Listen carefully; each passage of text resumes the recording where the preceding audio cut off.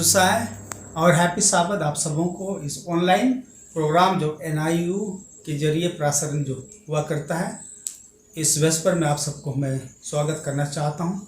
इस प्रोग्राम को आगे बढ़ाने से पहले चलिए हम पवित्र शास्त्र से कुछ पढ़ेंगे जो कि मिलते हैं। मत्ती 11:28-30 को हम पढ़ेंगे।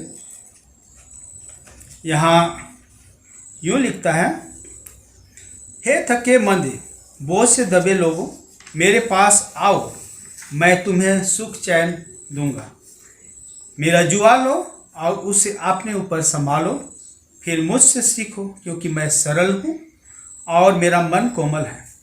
तुम्हें भी अपने लिए सुख चैन मिलेगा, क्योंकि वह जुआ जो मैं तुम्हें दे रहा हूँ बहुत सरल है और वह बोझ जो मैं तुम पर डाल रहा हूँ हल्का है। परमेश्वर इस वचन पर आशीष दे। चलिए हम दुआ करते हैं। अपने आँखों को हम बंद करेंगे और परमेश्वर से आशीर्वाद मांगेंगे।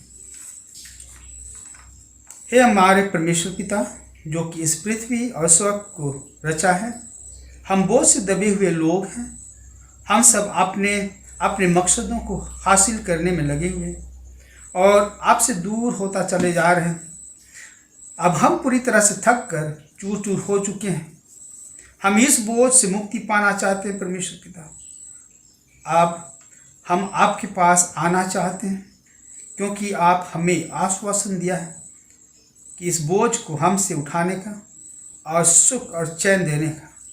परमेश्वर पिता, आज का जो भी कार्यक्रम, धार्मिक कार्यक्रम जो इस ऑनलाइन के माध्यम से तैयार किया गया है, जो प्रसारण होने वाला है, इस पर आपका आशीर्वाद हो, ताकि हम सब शारीरिक, मानसिक और आत्मिक रूप से तृप्त होने पाए। इस विनती को हमने उद्धारकर्ता मसीह यीशु के नाम से मांगा है। इसे सुन और स्वर्ग राज में ग्रहण कर। आमीन।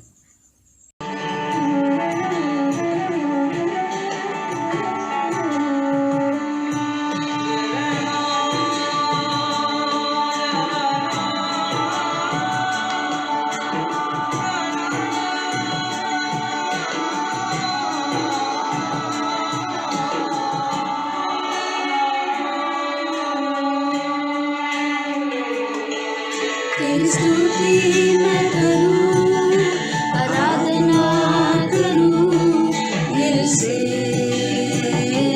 दिल से। तेरी स्तुति मैं करूं, आराधना करूं दिल से, दिल से। मेरी सांस में तेरा नाम है, मेरी सांस में तेरा नाम है प्रभु, तू ही तू। तेरी स्तुति मैं करूं, आराधना करूं दिल से, दिल से। तेरी स्तुति मैं करूं, आराधना करूं दिल से, दिल से।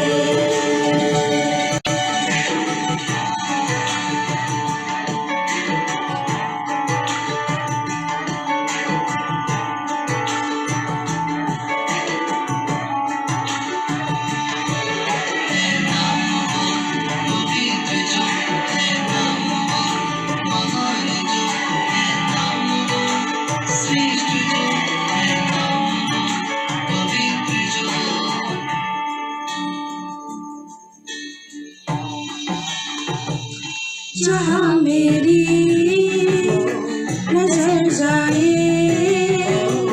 वहाँ तेरी स्तुति हो। जहाँ मेरी नजर जाए, वहाँ तेरी स्तुति हो। सारी दुनिया का रखवाला तू, सारी दुनिया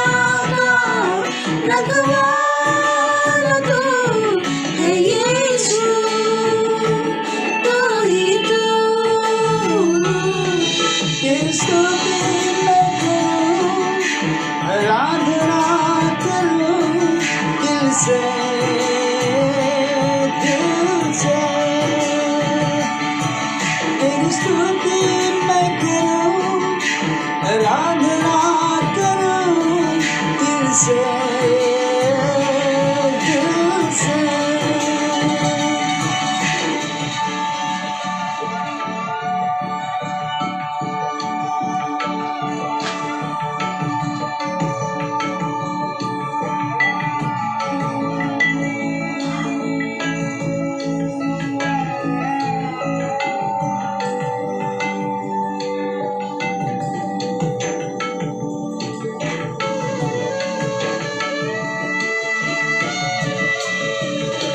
खुशी और गम में साथ हो तेरा, प्राण और रंग में नाम हो तेरा।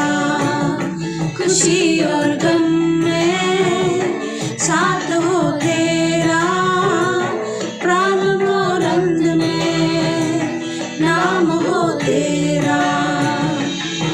मेरे जीवन का सहारा तू, मेरे जीवन का सहारा तू, हे प्रभु तू ही तू।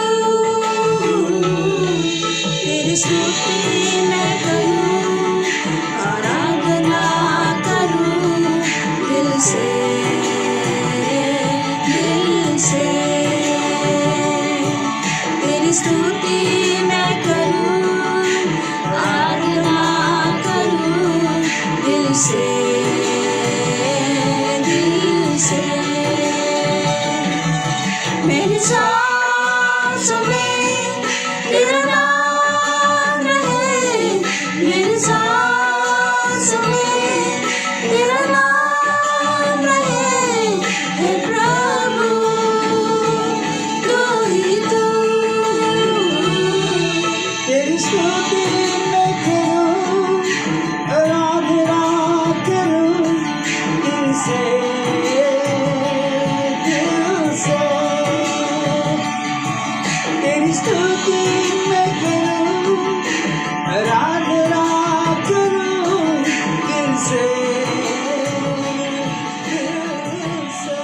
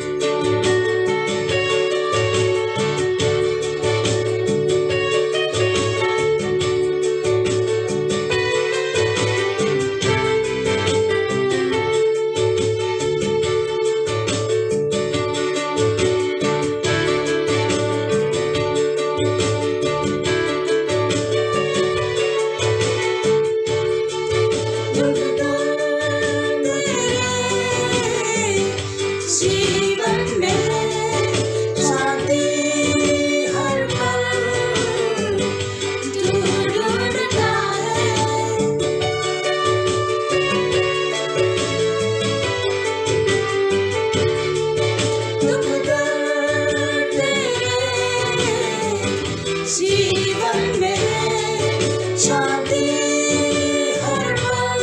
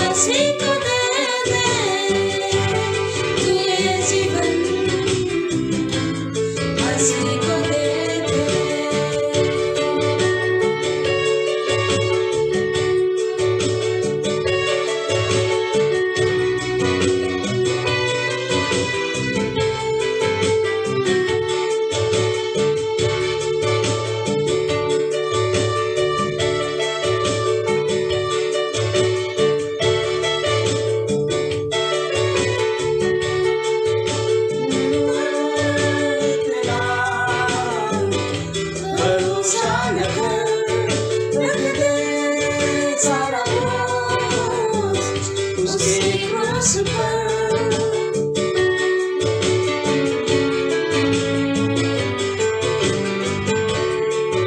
खुद पर इतना भरोसा न कर, रख दे सारा बोझ उसके क्रूस पर।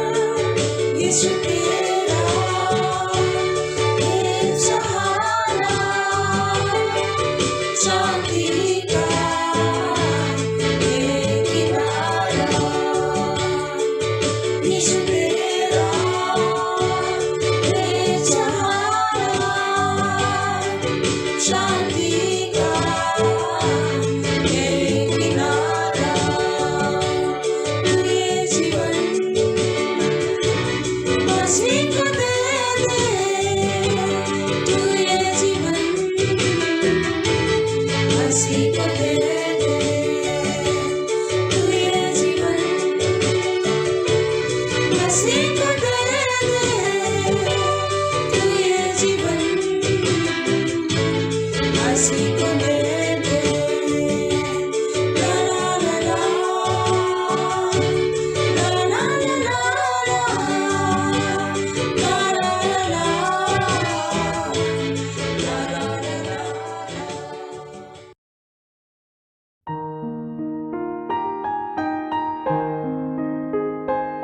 सदर्न एशिया डिवीजन में रहने वाले हर एक का अभिनंदन।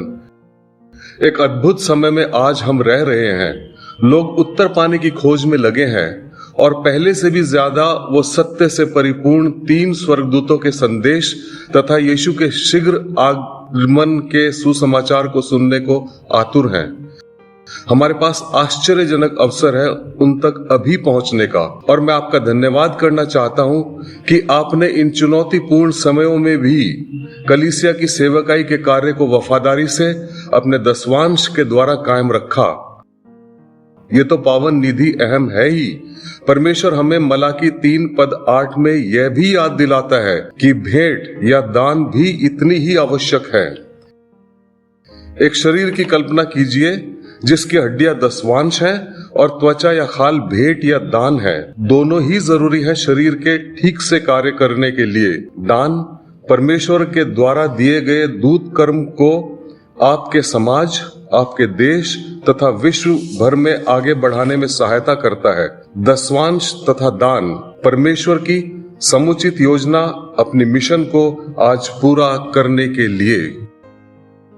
भाइयों और बहनों, आज के असामान्य दौर में बहुत से चुनौतियों के साथ हमारा सामना हुआ है। समेत इसके कि सब्त के दिन अनेक जगहों में हम गिरजाघरों में नहीं मिल पा रहे हैं।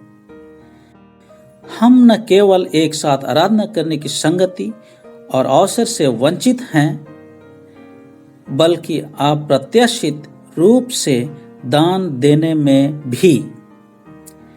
परमेश्वर को अपना प्रेम दिखाने का और उसके मिशन की उन्नति के लिए दान एक महत्वपूर्ण तरीका है। इन चुनौतियों के समय में हमने मिशन दान में एक महत्वपूर्ण गिरावट देखी है, विशेषकर सब्त स्कूल और 13वीं सब्त के दानों में जो विश्व में परमेश्वर के काम को सक्षम बनाते हैं।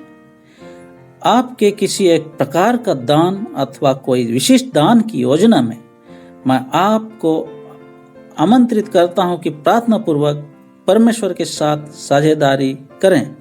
केवल अपने दशवांश लौटाकर ही नहीं, बल्कि विश्वास पूर्वक नियमित तौर पर व्यवस्थित ढंग से, उदारता से, हृदय से, दुनिया की जरूरतों के साथ अपने को जोड़कर। आपकी विश्वासता के लिए शुक्रिया। पवित्र शास्त्र के प्रतिज्ञा को स्मरण करें, जो उदारता से बोता है उदारता से काटता भी है। हेलो सदर्न एशिया के समस्त भाइयों एवं बहनों, कितने अद्भुत समय में हम रह रहे हैं। कितनी अविश्वसनीय बात है कि हम अपने समुदाय तक पहुंच रहे हैं, देशों और दुनिया को प्रभु के काम के लिए, जबकि लोग एक मजबूत चीज पर निर्भर होना चाहते हैं। ऐसे परेशानी एवं अविश्वसनीय समय में हमारे पास कितना अच्छा सुअवसर है जो काम परमेश्वर ने हमें दिया है। और दुनिया तक उसके संदेश को पहुंचाना है। और जैसे कि हमने अभी सुना है, और एक अत्यंत जरूरी बात जो कि परमेश्वर के मिशन को कैसे आगे बढ़ाया जा सकता है और ये मसीह के साथ हिस्सेदार बनकर किया जा सकता है। हमें सिर्फ अपना दशमांश वफादारी से ही नहीं, पर अपना व्यवस्थित दान भी प्रभु के काम के लिए देना जरूरी है, जो मिशन आउटरीच को चला सके। हमारे डिवीजन में हम एक दान देने के तरीके को अपनाते हैं और लोगों को उत्साहित देने के लिए करते हैं, और वे इन माध्यमों से अपने अपने क्षेत्रों में दान दे सकें।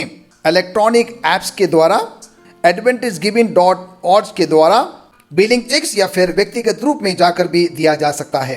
परमेश्वर आपको आशीष दे जब आप अपना दान परमेश्वर को देते हैं एक सुंदर एवं उदार दिल से।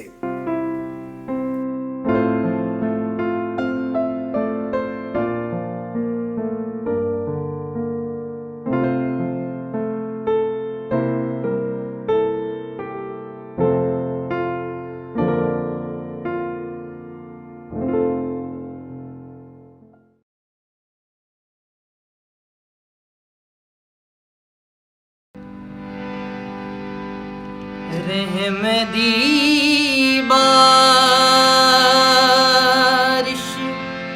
करी मेरे ते, बख्श दे सब खता, हर पासे मैनू तू दिसदा, जेड़े थां मैं जावां। यसू जी दा लैना साना, शाफी जी दा लैना साना, यसू जी दा लैना साना, शाफी जी दा लैना साना, यसू जी दा लैना साना, शाफी जी दा लैना साना। यसू ना तो हर शै मिल जांदी, यसू ना तो हर शै मिल जांदी, वरियां दी बीमारी धुल जांदी, वरियां दी बीमारी धुल जांदी। जिंदगी बचावे यसू ना, शाफी जी दा लैना साना, जिंदगी बचावे यसू ना, शाफी जी दा लैना साना, यसू जी दा लैना साना, शाफी जी दा लैना साना, यसू जी दा लैना साना, शाफी जी दा लैना साना। जेड़ा दिल तो ओहदे वल आवे, जेड़ा दिल तो ओहदे वल आवे, फिर होर किसे वल ओ ना जावे,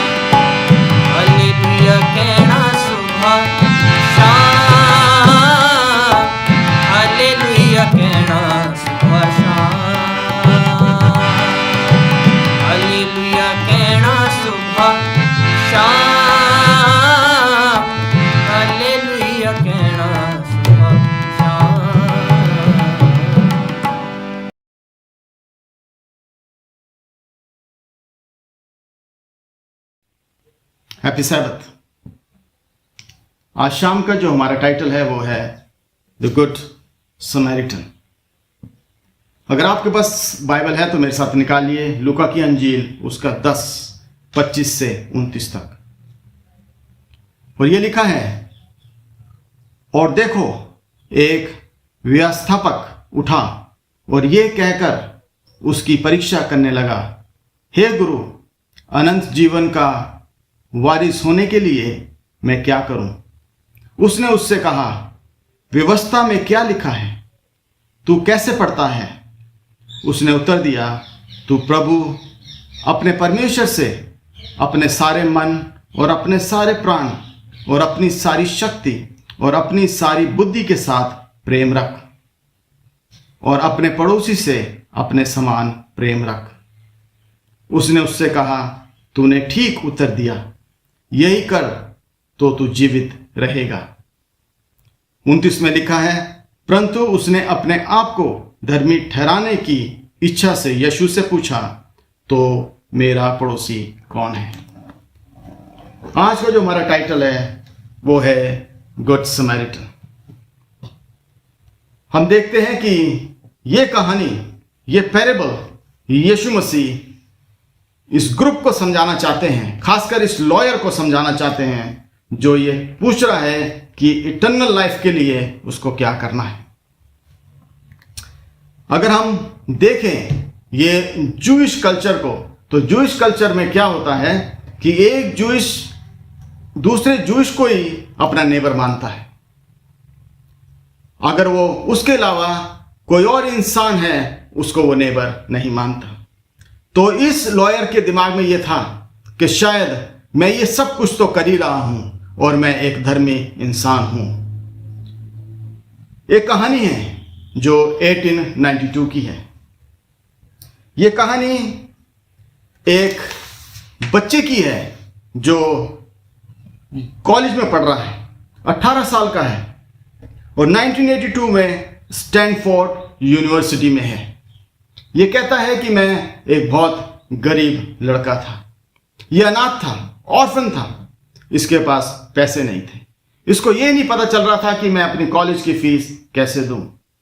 ये क्या करता है, ये अपने दोस्त को अपने साथ ले लेता है और सोचता है कि मैं क्या करूं। और ये दोनों प्लान बनाते हैं कि हम एक म्यूजिकल कॉन्सर्ट करते हैं। ये दोनों उस प्लान में सोचते हैं कि जो इस एरिया का सबसे बेस्ट म्यूजिशियन है, सबसे बेस्ट पियानिस्ट है, हम उससे रिक्वेस्ट करेंगे कि वो आके बजाए ताकि उसके नाम से हम टिकट बेच सकें और पैसा कमा सकें। ये लोग उसके मैनेजर के पास जाते हैं और मैनेजर से बात करते हैं। ये 1892 में उसका जो मैनेजर था वो कहता है कि ये पियानो बजा देंगे, रिसाइटल कर देंगे, मगर $2000 लेंगे। ये जो दोनों लड़के हैं ये दोनों तैयार हो जाते हैं और ये खुश हो जाते हैं कि शायद इस म्यूजिशियन के नाम से ये लोग अच्छा पैसा कमा पाएंगे। वो दिन आ जाता है, वो दिन उनकी जिंदगी का एक बड़ा दिन होता है। और जब वो दिन आता है और वो म्यूजिशियन भी आता है और वो बजाता है, लोग आते हैं और ये लोग टिकट बेचते हैं। टिकट बेचने के बाद जब ये पैसे गिनते हैं तो इनके पास सिर्फ $1600 है। ये बड़े परेशान हो जाते हैं, इनके पास तो इतना पैसा भी नहीं है कि ये इस म्यूजिशियन को दे दें।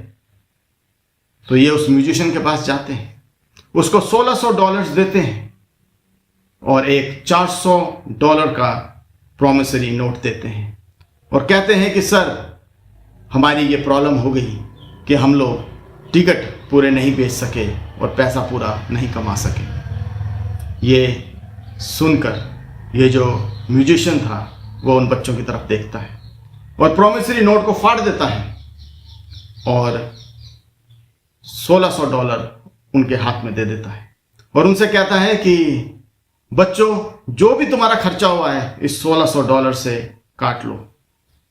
उसके बाद आप 10% दोनों अपने खर्चे के लिए ले लो और जो बचेगा वो मुझे दे देना। वक्त निकल जाता है, 20 साल निकल चुके होते हैं और फर्स्ट वर्ल्ड वॉर भी खत्म हो जाती है और पोलैंड में बहुत बुरी स्थिति हो जाती है। 1.5 मिलियन लोग जो पोलैंड के थे वो भूखे मरने लगते हैं।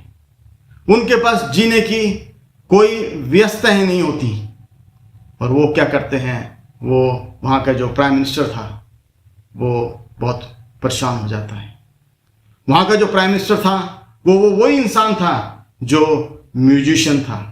आगे जाके वो पोलैंड का प्राइम मिनिस्टर बनता है, मगर वो बड़ा परेशान हो जाता है। वो सोचता है कि शायद मैं यूनाइटेड स्टेट्स ऑफ अमेरिका के जो फूड और रिलीफ डिपार्टमेंट है, फूड और रिलीफ एडमिनिस्ट्रेशन है, मैं उनसे अप्रोच करता हूँ और गुजारिश करता हूँ कि वो हमारे लिए कुछ खाना भेजें, कुछ और दवाइयाँ और ज़रूरतमंद चीज़ें भेजें। वो वहाँ के डिपार्टमेंट को फ़ोन लगाता है और जो वहाँ के डिपार्टमेंट के हेड होते हैं उनका नाम होता है हर्बर्ट हूवर। ये हर्बर्ट हूवर जो है वो डिपार्टमेंट के हेड होते हैं और ये वो इंसान है जो आगे जाके यूनाइटेड स्टेट्स ऑफ अमेरिका के प्रेसिडेंट भी बनते हैं, मिस्टर हर्बर्ट हूवर। ये जैसे फोन कॉल मिलता है और ये इमीडिएटली अपनी शिप्स जो होती है अमेरिका में वो टन्स ऑफ टन्स फूड और दूसरी चीजें भर के पोलैंड भेज देते हैं। स्थिति सब अच्छी हो जाती है और कुछ टाइम के बाद जब सब कुछ ठीक होने लगता है तो जो पोलैंड के प्राइम मिनिस्टर थे वो चाहते हैं कि मैं खुद पर्सनली जाके मिस्टर हर्बर्ट हूवर को थैंक यू बोलूं। तो ये यूनाइटेड स्टेट्स ऑफ अमेरिका जाते हैं और उनसे मिलते हैं और उनको थैंक यू बोलते हैं। जब ये उनको थैंक यू बोलते हैं तो मिस्टर हर्बर्ट जो है वो पलट के बोलते हैं, आपको थैंक यू बोलने की कोई ज़रूरत नहीं है।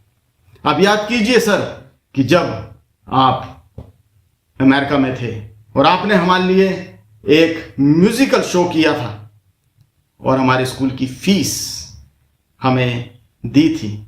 आज मैं वही लड़का हूं, उन्हीं 2 लड़कों में से एक लड़का हूं। आप मुझे थैंक यू मत बोलिए, थैंक यू तो मुझे आपको बोलना है। किसी ने कहा है कि जो भी हम बुरा करते हैं वो हमारे पास ही रह जाता है और जो हम अच्छा करते हैं वो लौट के हमारे पास आता है। मेरे भाई और बहनों और चर्च मेंबर्स, अजीज, मैं ये आपको बताना चाहता हूँ कि ये जो पैरेबल है, ये जो स्टोरी है गुड समैरिटन की, यीशु चाहते थे हम इससे कुछ सीखें।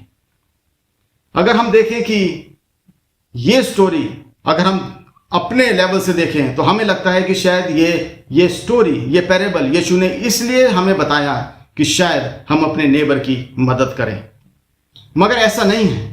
इसका जो प्रोस्पेक्टिव है वो कुछ और है। अगर हम इस पैरेबल के, इस स्टोरी की गहराई में जाएं तो हमें पता चलता है कि इसका जो प्रोस्पेक्टिव है वो इटर्नल लाइफ है। यीशु मसीह हमें अनंत जीवन देना मांगते हैं। हम देखते हैं कि जो ये मुसाफिर है जो घायल होता है, हम देखते हैं कि वो जेरूशलम से जरीको की तरफ जा रहा होता है। जब उसको वहां पर जो लुटेरे होते हैं वो लूट लेते हैं और उसको अधमरा छोड़ के चले जाते हैं। अगर हम देखें ये जो रास्ता था ये जेरूशलम से जेरिको का, ये कम से कम 17 से 18 माइल का था और कहा जाता है कि इस रास्ते के दोनों तरफ केव्स थे और पथरीले माउंटेन्स थे और जो ये लोग लुटेरे थे, जो ये चोर थे, ये लोग उस केव्स में छुप जाते थे और ये उस पहाड़ों के पीछे छुप जाते थे और जब भी वहां से कोई गुजरता था उसको वो अटैक करते थे, लूटते थे और मार के फेंक देते थे। हम देखते हैं कि जिस दिन ये वाकया हुआ उसी दिन सुबह के वक्त वहां से एक प्रीस्ट निकलते हैं। वो उस इंसान को, घायल इंसान को देखते हैं और वो साइड से निकल के चले जाते हैं। फिर हम देखते हैं कि एक लिवाइट जिसका काम था, जो टेंपल में काम करते थे, लिवाइट है, हिरार्की में देखा जाए तो वो प्रीस्ट से थोड़ा नीचे होते हैं, उनका काम भी टेंपल में काम करना था। वो भी जब इस इंसान को देखते हैं कि ये अधमरा है और ये सोचते हैं कि शायद वो मर चुका है, वो उसके पास नहीं जाते और वो साइड से निकल के चले जाते हैं। आगे स्टोरी में बताया जाता है कि एक समैरिटन वहां से गुजरता है। अगर हम देखें, ये समैरिटन और जूइश का जो रिलेशनशिप था वो सही नहीं था। ये शुरू से ही, अगर हम 722 BC से देखें कि ये इन दोनों के बीच में संबंध अच्छे नहीं थे। जो असेरियंस थे उन्होंने इज़राइल को कॉन्कर किया और वहां के लोगों को उन्होंने बंदी बना लिया। जब उन्होंने वहां के लोगों को बंदी बना लिया और उन्होंने वहां की जगह को भी घेर लिया, तो उन्होंने वहां पर कॉलोनीज बनाई जिसे कहा जाता है जेंटाइल्स कॉलोनी। और उन्होंने क्या किया, अपने लोगों को वहां बसने के लिए भेजा। जब वो लोग वहां पर आए तो वो आइडल्स लेके आए, वो आइडल वर्शिप किया करते थे। और जिन लोगों को उन्होंने बंदी बना रखा था वो लोग भी सच्चे जिंदा खुदा की वर्शिप के साथ साथ आइडल वर्शिप करने लगे। उनके साथ कुछ जूश लोग भी मिल गए जो इंटर मैरिजेस में भी हिस्सा लेने लगे। तो जो दूसरे जूश थे वो इन लोगों को पसंद नहीं करते थे, क्योंकि वो सच्चे और जिंदा खुदा की इबादत करते थे। और ये जो समैरिटन्स थे ये उनके डिसेंडेंट्स थे, इसलिए इनके बीच में तालमेल ठीक नहीं था। और हम देखते हैं कि ये समैरिटन आदमी जब वहां से गुजरता है, वो इस इंसान को देखता है कि ये घायल है। ये जूश आदमी जो है वो अधमरा है, वो जल्दी से अपने डोंकी के ऊपर से उतरता है और जाके उसकी मलहम पट्टी करता है, उसके घाव को धो देता है, तेल लगाता है और उसको पट्टी करता है। इतना ही नहीं, वो उसको उठाकर अपने गधे पे रख के वो जो सबसे पास वाला इन था वहां लेके जाता है और वहां जाके उसको दाखिल करता है। और जो इनका जो मालिक था उससे बोलता है कि आप इसकी पूरी देखभाल करो। हम देखते हैं कि उस समैरिटन ने उस आदमी को मलहम पट्टी करके वहां नहीं छोड़ा। वो चाहता था उसको वहां छोड़ सकता था, क्योंकि जहां उसने जाना था वहां उसको टाइम से पहुंचना था, मगर उसने ऐसा नहीं किया। उसने उसको वक्त दिया, उसने उस आदमी के साथ वक्त गुजारा। ऐसा भी हो सकता था कि वो डर जाता कि अगर मैं यहां ज्यादा वक्त गुजार रहा हूं, मलहम पट्टी कर रहा हूं, इसको अपने गधे पे बैठा के लेके जा रहा हूं, शायद वो लुटेरे जिन्होंने इसको लूटा था, वो लुटेरे जिन्होंने इसको मारा है, वो शायद मुझे भी पकड़ लें, मुझे भी लूट लें और मार दें। मगर उसके दिमाग में ऐसा नहीं आया, क्योंकि उसका जो दिल था वो कंपैशनेट दिल था। उसके दिल में हलीमी थी, प्यार थी, और उस हलीमी और प्यार की वजह से वो उसने उस इंसान की मदद की। हम देखते हैं कि ये आदमी जाता है जो सबसे पास वाले सराय इन, और वहां जाके इसको दाखिल कर देता है।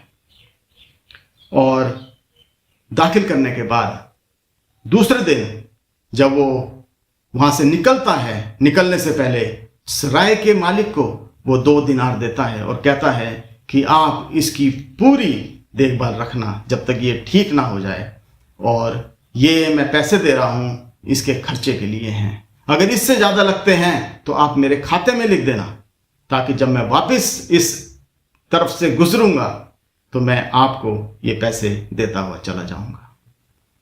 यीशु मसीह ये बताना चाहते थे इस लॉयर को कि आपका जो नेबर है, आपका जो पड़ोसी है, वो आपका अपना ही आदमी नहीं है, वो कोई भी हो सकता है। उन दिनों ये सोचते थे कि शायद मैं ज्यू हूं तो मेरा पड़ोसी भी ज्यू ही होगा। ये उनके दिमाग में था और उनको लगता था कि हम बहुत परफेक्ट लोग हैं और हम बहुत खुदा परस्त लोग हैं। मगर यीशु मसीह उसको बताना चाहते थे, इसीलिए यीशु मसीह ने उससे बाद में पूछा कि इन तीनों लोगों में से, प्रीस्ट में से, लेवाइट में से और समैरिटन में से अच्छा इंसान कौन है? तो उस लॉयर ने जवाब दिया, समैरिटन। आइए देखते हैं आगे जाके कि इसके कैरेक्टरिस्टिक्स गुड समैरिटन के कैरेक्टरिस्टिक्स हम देखते हैं कि गुड समैरिटन एक अच्छा इंसान, ये वो इंसान जिसने उस घायल इंसान की मदद की। उसके क्या क्या कैरेक्टरिस्टिक्स हैं? पहला है कि ही ओपन्ड हिज आईज, उसने अपनी आंखें खोली। जब उसने उसको घायल देखा, जब वो उस तरीके से उस जगह से गुजर रहा था, उसने अपनी आंखें खोली और देखा कि इस इंसान को मेरी जरूरत है। अगर हम कंपेयर करें प्रीस्ट के साथ, लिवाइट के साथ, तो उन्होंने उसको देख के भी अनदेखा कर दिया। उनको वो आदमी घायल अच्छी तरह दिखा नहीं, उनके दिल में उसके लिए कोई प्यार नहीं था, कोई कंपैशन नहीं था। और हम देखते हैं कि ये जो समैरिटन है, इसने अपनी आंखें खोली और देखा कि इस इंसान को मेरी जरूरत है। और जब उसको लगा कि इस इंसान को मेरी जरूरत है, तो वो अपनी जगह पे रुक गया और अपनी सवारी से उतर कर उसके पास गया। दूसरा है ही ओपन्ड हिज हार्ट। हाँ अजीजों, दिल का खोलना बहुत जरूरी है। कभी कभी हम लोगों की मदद करते हैं मगर दिल से नहीं करते हैं। कभी कभी हम लोगों की मदद करते हैं और हम सोचते हैं कि चलो ठीक है, अब पब्लिक में हम दिखा देते हैं, मगर दिल से नहीं करते हैं। मगर अगर हम इसमें देखें, इसका एक कैरेक्टर है जो है ही ओपन्ड हिज हार्ट। उसको पता था और शायद उसको महसूस भी हो रहा था कि ये जो जगह है जेरूसलम से जेरिको के बीच में, ये बहुत डेंजरस जगह है। उसको पता था कि अगर मैं यहां रुकता हूं और कुछ वक्त यहां गुजारता हूं तो शायद वही जो लुटेरे हैं जिन्होंने इसको लूटा है, मारा है, शायद वो मुझे भी पकड़ लें और मुझे मार दें। मगर उसने क्या किया? उसने उनके बारे बिल्कुल नहीं सोचा, वो डरा नहीं। उसने अपना दिल खोल के उस इंसान को उसके पट्टी बांधी और उसको अपने गधे पे बैठा के वो सबसे पास वाले सराय लेके गया। फिर हम देखते हैं ही ओपन्ड हिज हैंड्स, उसने अपने हाथ खोले। और जब हम कहते हैं कि उसने अपने हाथ खोले, इसका यह मतलब है कि उसने जो कुछ भी अपने हाथों से कर सकता था उसने किया। उसने उसके घाव धोए। कहा जाता है कि उसने उसके घाव पे तेल लगाया और उसको उसके पट्टी बांधी। उसने वहां पर उसके पास बैठ के वक्त गुजारा, उसको होश में लाने की कोशिश करी, फिर उसको उठा के अपने गधे पे रखा और वो सराय लेके गया। ही ओपन्ड हिज पर्स। अजीजों, सबसे कठिन काम आजकल की दुनिया में किसी को पैसे से मदद करना। इस इंसान ने उस चीज की बिल्कुल भी परवाह नहीं की। उसने जाके जो इन था, जो सराय था जहां पर उसने उसको एडमिट किया, उसने उसके मालिक को बोल दिया इस पे कितना भी खर्चा होगा मैं दूंगा। उसको पता था कि उसने आगे भी जाना है। वो चाहता था उसको छोड़ के चला जाता, वो चाहता था वहां से दूसरे दिन बिना कुछ बोले निकल जाता, मगर उसने ऐसा नहीं किया। दूसरे दिन उसने सराय के मालिक को 2 दिनार दिए और उससे बोला कि ये इसके खर्चा है जो आप इसकी दवाइयों पे, इसकी पट्टियों पे और इसको ठीक करने में खर्चेंगे, और अगर और भी ज़्यादा लगता है तो जब मैं फिर आऊँगा आप मेरे खाते में लिख लेना, मैं आपको दे दूंगा। उसने अपना पर्स खोल दिया, उसने अपना पैसा दे दिया। शायद ये पैसा उसके रास्ते में काम आता, वो जहां जा रहा था वहां तक वो पहुंचता, उसको जरूरत थी, मगर उसने उसकी कोई केयर नहीं की, उसने वो खर्च दिया। फिर हम देखते हैं ही ओपन्ड हिज शेड्यूल। जब वो अपने घर से निकला, शायद उसका एक गोल था कि मैं वहां 3 दिन में, 4 दिन में या 2 दिन में पहुंचूं। उसका एक वक्त था, वहां पर भी कोई लोग थे जो उसका इंतजार कर रहे थे, मगर जब इसने देखा कि इस इंसान को उसकी जरूरत है तो उसने अपना शेड्यूल चेंज कर दिया। उसने उसके साथ वक्त गुजारने की कोशिश करी, उसको ठीक करने की कोशिश करी। हम देखते हैं कि ये गुड समैरिटन जो था उसके अंदर एक क्राइस्ट लाइक कैरेक्टर था। मेरे अजीजों, आज की दुनिया में ऐसे लोग मिलना बहुत मुश्किल है। एक क्राइस्ट लाइक कैरेक्टर होना एक बहुत बड़ी बात है। हम जानते हैं कि इतने दुख और परेशानियां हैं हमारे चारों तरफ, हमारे नेबर्स, हमारे चारों तरफ लोग हैं जिनको हर समय कोई ना कोई प्रॉब्लम्स रहती हैं और उनको कभी कभी हमारी ज़रूरत भी पड़ती है। क्या हम उनकी ज़रूरत में काम आते हैं? एक कहानी है कि एक गांव में एक माँ थी, उसका बेटा बहुत दूर काम करने जाता है और बहुत महीने हो चुके होते हैं और उसका बेटा जो है कुछ भी मैसेज नहीं आता और माँ को पता नहीं होता कि उसका बेटा कैसा है। मगर माँ जो है वो रोज दुआएं करती थी कि उसका जो बेटा है वो ठीक रहे। और ये औरत क्या करती थी, जब भी रोटी बनाती थी, जब भी खाना बनाती थी, तो ये क्या करती थी, एक रोटी बना के वो जो उसकी किचन की खिड़की की सिल थी वहां पर रख देती थी। डेली वो ये काम करती थी। जब उसने वो रोटी बनाई एक दिन और उसने किचन की खिड़की पे रख दी तो वहां से एक भिखारी गुजरा और उस भिखारी ने जब वो रोटी उठाई वो दो मिनट के लिए वहां रुका और उसने कहा, जो भी हम गलत करते हैं वो हमारे साथ रहता है और जो भी हम अच्छा करते हैं वो वापस हमारे पास आता है और वो चला जाता है। ये औरत सुनती है और थोड़ी पजल हो जाती है और इसको पता नहीं चलता कि ये क्या कह रहा है। ये रोज रोटी वहां रखती थी बना के और वो रोज आता था और रोज रोटी ले जाता था और ले जाने से पहले वो ये बोलता था कि जो भी हम गलत करते हैं वो हमारे साथ रहता है और जो हम अच्छा करते हैं वो हमारे पास लौट के आता है। ये औरत परेशान हो जाती है कि ऐसा क्यों कह रहा है और उसको समझ नहीं आता और एक दिन ये बहुत गुस्सा हो जाती है और उस गुस्से में ये सोचती है कि शायद आज मैं ऐसा करती हूँ कि इस काम को बिल्कुल ही ख़त्म कर देती हूँ। मैं एक रोटी बनाती हूँ और उसको उसमें जहर डाल देती हूँ ताकि जब ये रोटी खाए ये ख़त्म हो जाए और ये जो भी ये मेरी खिड़की के सामने खड़े होकर बोलता है वो बोलना बंद हो जाए। ये क्या करती है, जब सारा खाना बना लेती है आखिरी में एक रोटी जब बनाती है तो उसमें जहर डाल देती है और वो जहर जो है डालने के बाद वो रोटी बना के जब वो किचन की खिड़की पे रखने जाती है तो उसके हाथ कांपने लग जाते हैं। उसका दिल गवाही नहीं देता वहां रखना और वो जल्दी से रोटी को लेके चूल्हे में फेंक देती है और रोटी जल जाती है। वो फिर से बैठती है और एक अच्छी रोटी बनाती है और वो खिड़की पे रख देती है। वहां फिर वही बेगर आता है, फिर वही भिखारी आता है और उस रोटी को उठाता है और फिर से वही बोलता है कि जो हम गलत करते हैं वो हमारे साथ रहता है और जो हम अच्छा करते हैं वो हमारे पास लौट के आता है और वो रोटी लेके चला जाता है।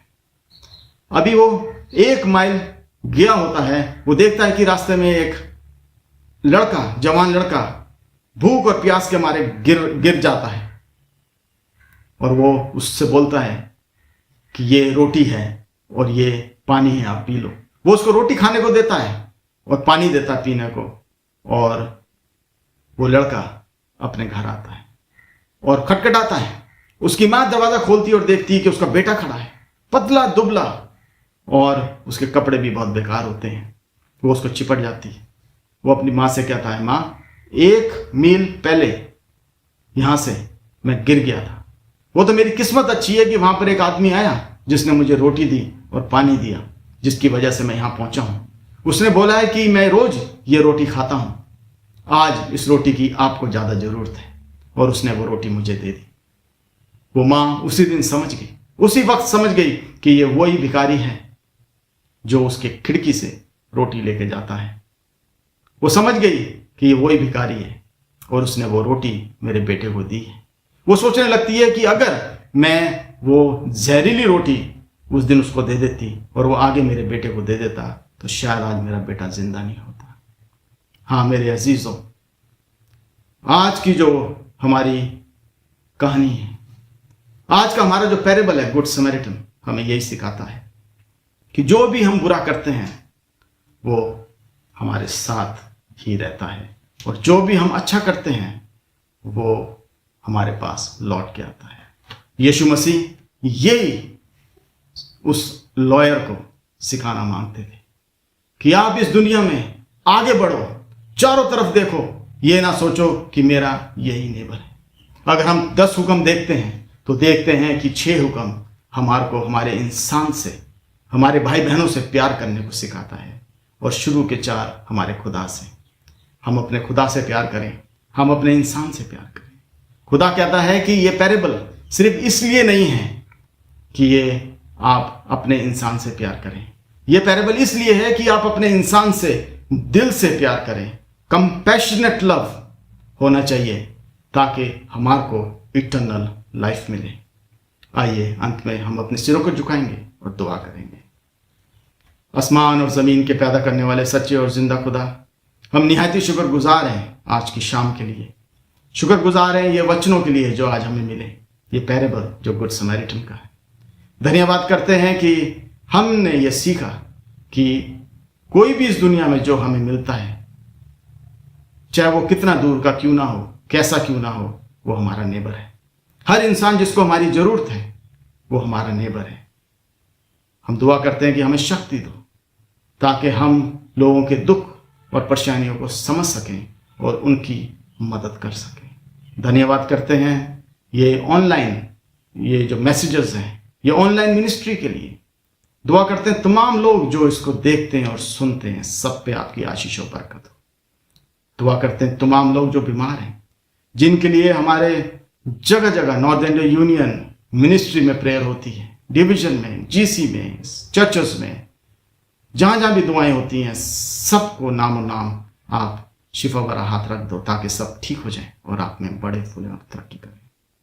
दुआ करते हैं हमारे चर्च के लिए, सेवंथ डे एडवेंटिस्ट चर्च के लिए, इस चर्च के ऊपर आपकी आशीष और बरकत हो। दुआ करते हैं कि जितने भी लीडर्स हैं सब पे आपकी आशीष और बरकत हो।